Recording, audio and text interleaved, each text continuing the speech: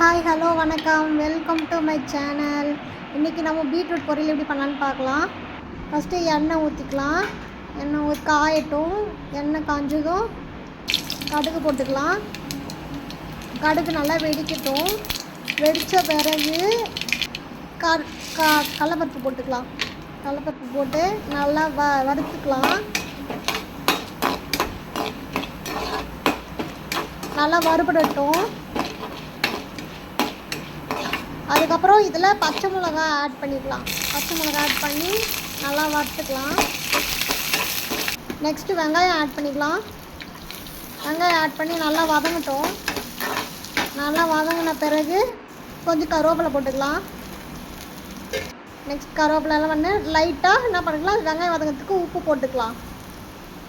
உப்பு போட்டு நல்லா வதக்க விட்டுக்கலாம். இப்போது நெக்ஸ்ட்டு பீட்ரூட் போட்டுக்கலாம். பீட்ரூட் போட்டுட்டு நல்லா கலந்து விட்டுக்கலாம்.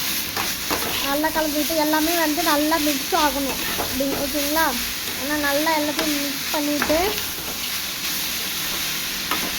நல்லா மிக்ஸ் பண்ணிக்கலாம். நெக்ஸ்ட் என்ன பண்ணலாம், ஒரு மூடி போட்டு இதை மூடி வேக வச்சுக்கலாம். ஓகேங்களா? இப்போ நான் மூடி வேக வைக்கிறேன்.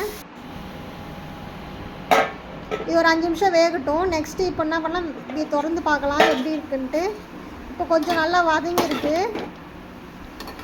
இன்னும் கொஞ்சம் ஒரு 5 நிமிஷம் வேகட்டும். மறுபடியும் மூடி வைக்கலாம்.